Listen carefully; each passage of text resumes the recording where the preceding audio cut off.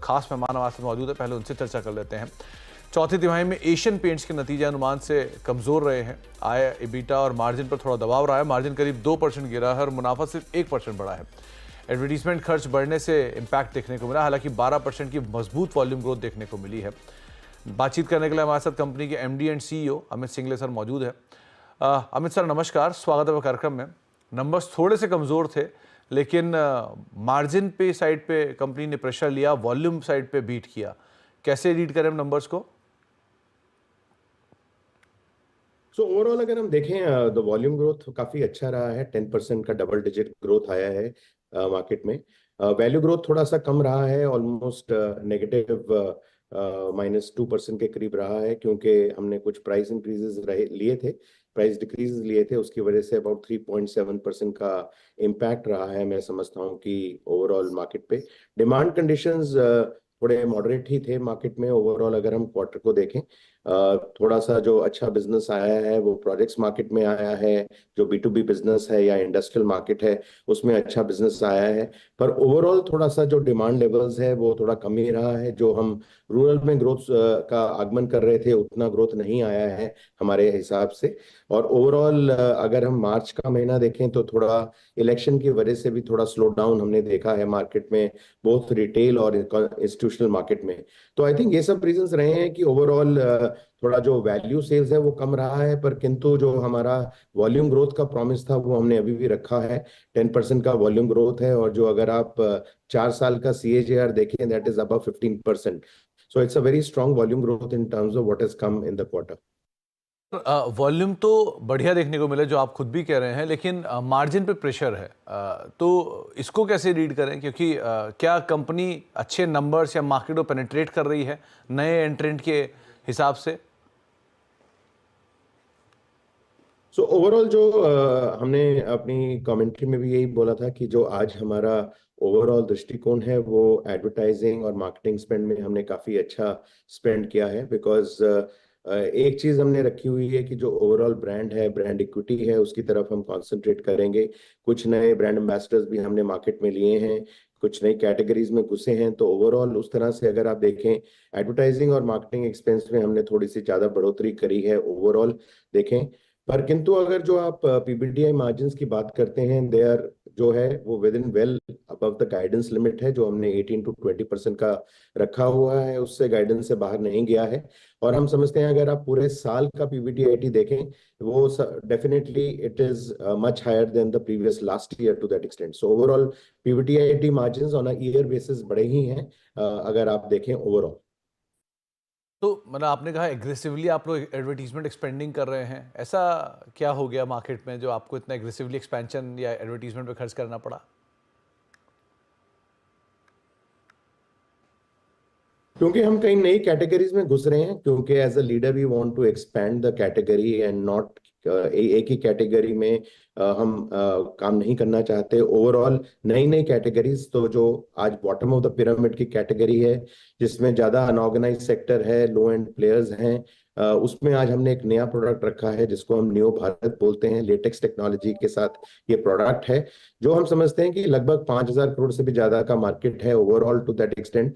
तो इसलिए as a leader और हमारी कोशिश ये रही है कि नए नए सेगमेंट्स में हम गड़े घुसें, ताकि जो ओवरऑल जो मार्केट की क्षमता है, पेंट की कैपेसिटी है, कंजम्पशन है, उसको हम बढ़ा सकें। और उसको प्रोपेल करने के लिए थोड़ा हमने एडवर्टाइजिंग में ज्यादा मसल डाला है, नए ब्रांड एम्बेसडर्स लिए हैं, नया फोरे किया है, IPL पे ज्यादा वेट दिया है। तो उसको लेके हम इस कैटेगरीज को, नई नई कैटेगरीज को बढ़ा रहे हैं। तो अमित सर, क्या जो नया सेगमेंट है नियो भारत, इससे ब्रांड के कुछ प्रीमियम ब्रांड के ऊपर इम्पैक्ट आता हुआ दिखाई पड़ रहा है क्या आपको? देखिए, आई थिंक अगर हम आज भारत का ओवरऑल पॉपुलेशन का सेगमेंटेशन देखें, काफी बड़ा सेगमेंटेशन है जो कि इकोनॉमी सेगमेंट पे रहता है। हम ये समझते हैं कि हमारी कोशिश ये है कि हम जो अनऑर्गेनाइज्ड ब्रांड का कस्टमर है या लो एंड यूज करता है, उसको एक बेहतर प्रोडक्ट दे सकें, एक ड्यूरेबल प्रोडक्ट दे सकें, कलर्स की ज्यादा चॉइस दे सकें, ताकि जो उसका ओवरऑल दृष्टिकोण है अपने घर की तरफ बढ़ सके और उसको खुशी मिले। तो इसी को लेके हम समझते हैं कि ब्रांड, आई थिंक, की क्षमता है कि आज हर तरफ ब्रांड स्ट्रेच कर सकता है। और इकोनॉमी में आज की तारीख में हम ऑलवेज रहे हैं, पिछले 50 साल से हम इकोनॉमी सेगमेंट में काम करते रहे हैं, और इसमें थोड़ा सा हम इसको स्ट्रेच कर रहे हैं ताकि हम जो भारत की पॉपुलेशन है, आज जो रूरल सेगमेंट है, उसको और अच्छी हम उसकी पकड़ कर सकें।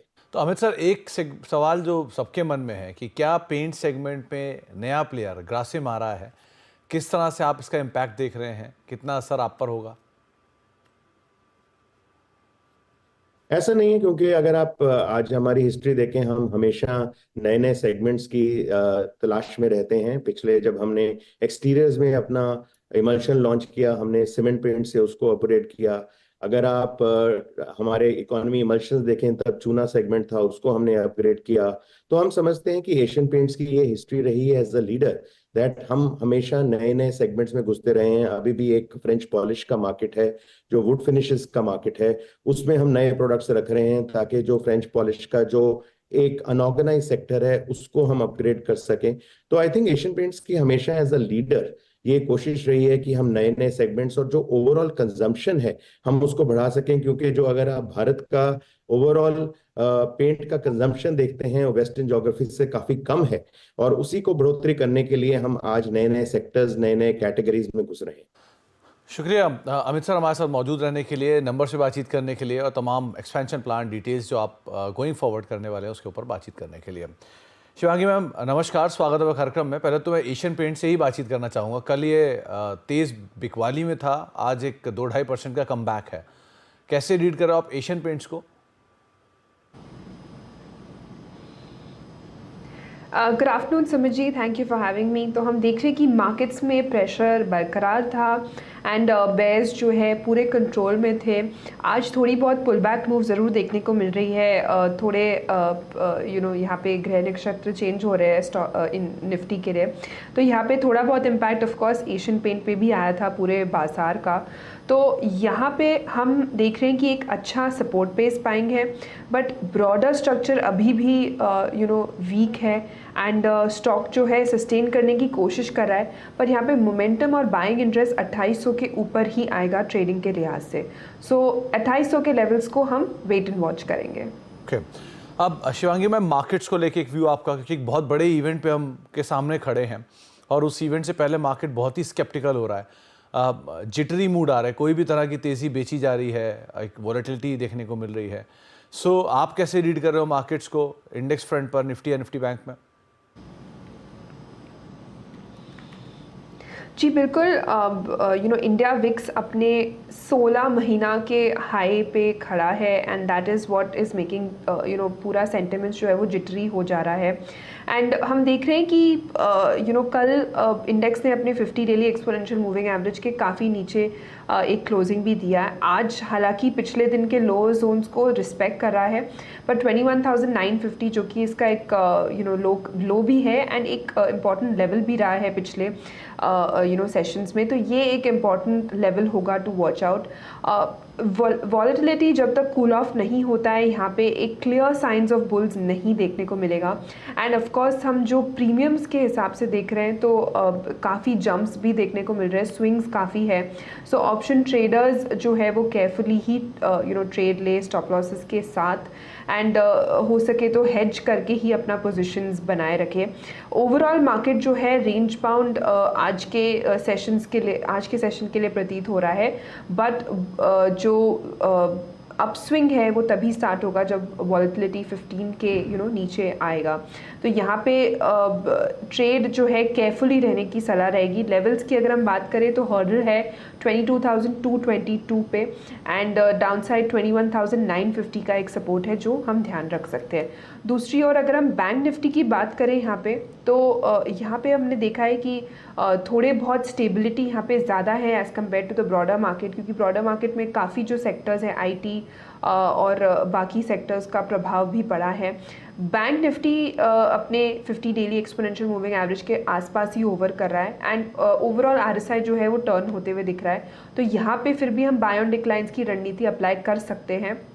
एंड नेक्स्ट जो है हम 48,250 के लेवल्स यहाँ पे एक्सपेक्ट कर रहे हैं। 47,500 का एक क्लोज सपोर्ट जो है वो ध्यान रखते हुए 47,500 का एक सपोर्ट लीजिए और आप लॉन्ग जाएंगे, लेकिन एक ध्यान रखिएगा कि बहुत शॉर्ट टर्म गेंस आपको मिलते रहें तो आप प्रॉफिट्स लेते रहें, क्योंकि बाजार थोड़ा वॉलेटाइल है। लेकिन कंफर्टेबल बाय जो है वो जब तक 15 के नीचे इंडिया विक्स नहीं पहुंचेगा तब तक आप अवॉइड करेंगे। शिवांगी मैम, आज इंडिविजुअल स्टॉक्स में लॉन्ग है, कुछ शॉर्ट्स हैं?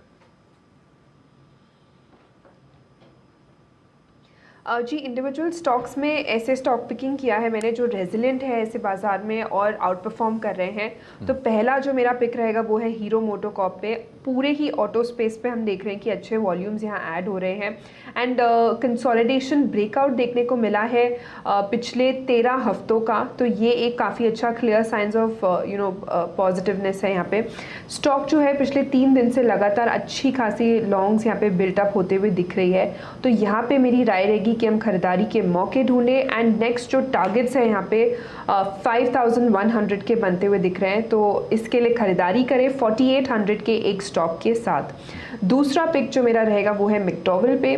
ऑफ कोर्स ये स्टॉक जो है कंजम्पशन स्पेस में से है एंड काफ़ी स्टेबल रहा है इस पूरे बाजार के गिरावट के समय पे। And week on week basis stock जो है एक अपवर्ड स्लोपिंग चैनल में काम कर रहा है। स्ट्रेंथ यहाँ जस्ट बनना शुरू होते हुए दिख रहा है, तो यहाँ पे खरीदारी की सलाह है टारगेट्स के लिए 1260 के एंड स्टॉप जो है 1190 का रखते हुए।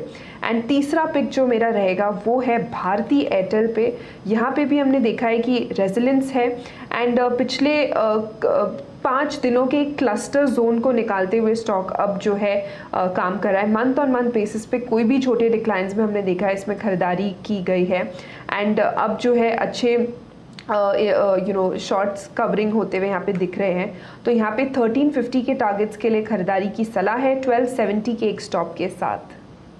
कंजम्पशन ड्रिवन स्टॉक्स पे मेजरली फोकस आप देखेंगे शिवांगी मैम का। हीरो मोटोकॉर्प नंबर्स आए, नंबर्स अच्छे थे और नंबर्स के बाद जो तेज़ी है वो प्रिवेल भी कर रही है। 5100 रुपये, इनफैक्ट ये अमंग ऑटो सबसे सस्ते वैल्यूएशन वाले स्टॉक्स में से एक है। 5100 के टारगेट्स के लिए आप लॉन्ग जाएंगे, 4800 का एक स्टॉप लॉस यहाँ पर मेंटेन करेंगे। दूसरा नाम यूनाइटेड स्पिरिट्स, अपने ऑल टाइम हाई पर इस ईयर ऑलरेडी कामकाज कर रहा है। 1260 के टारगेट्स के लिए आप लॉन्ग जाएंगे, करीब 1190 का एक स्टॉप लॉस मेंटेन करेंगे। और तीसरा नाम है भारती एयरटेल का, ऑलमोस्ट अपने ऑल टाइम हाइस के आसपास 1350 के टारगेट्स के लिए आप 1270 का एक स्टॉप लॉस यहाँ पर भी मेंटेन कर सकते हैं। एक ब्रेक का वक्त हो गया है, ब्रेक के बाद लौटेंगे। शिवांगी मैम बनी रहेंगी, उनसे एक सस्ता ऑप्शन आइडेंटिफाई करवाएंगे, कुछ और स्टॉक्स पे बातचीत करेंगे छोटे से ब्रेक के उस तरफ।